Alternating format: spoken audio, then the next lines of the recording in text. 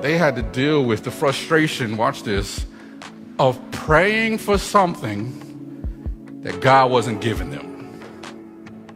Okay, now you feel me, because how frustrating is that? Has anybody else had one of those seasons of life where you're praying and praying and praying, and you're not perfect? It doesn't say that Zach and Liz were perfect, but they were righteous. And you're not perfect, I'm not perfect, but come on now, for the most part, you're a good person. You try to do what's right. You come to church, and you've been praying, and you've been praying, and you've been praying, and you've been praying, only for God not to have answered their prayer. And Luke says, remember this, they were very old. I imagine by now, they had even given up on the hope that God was even listening, let alone going to answer their prayer, because they have moved on in life. Anybody just moved on in life because you got so frustrated that you were praying for something that didn't seem to happen, and you just like, forget it, I'm just going to keep, come on, don't be embarrassed. I'm the same way, where you just stop praying about it because you're so frustrated.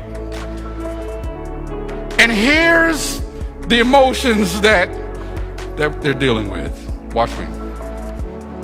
So there's two things that create extreme frustration in life. You ready?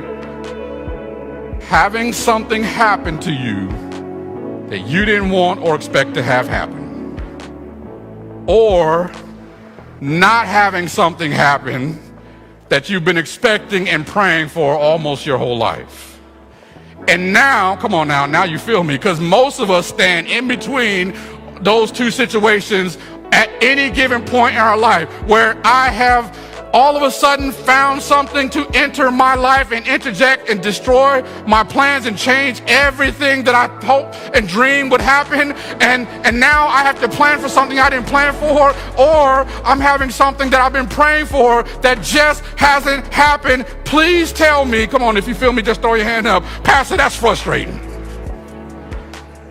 And I'll thank you. See, now you can feel the emotional roller coaster in the Christmas story. Because it wasn't all roses and gumdrops. It wasn't just this sanitized version that we continue to tell ourselves year after year after year. The people in this story were extremely frustrated and on an emotional roller coaster. And here's the thing that makes frustration even more challenging. Watch this. When you have to live between those two polar opposites in public. That's good preaching right there. Because everybody knows that you've been hoping and dreaming and praying for this, and it's not happening. And everybody knows that all of a sudden something happened in your life that you didn't ask for, and now you're having to deal with it. And it's one thing if I could deal with it in private, but come on now, it's a no other level of frustration when I got to live between those two polar opposites, and I got to do it in front of people.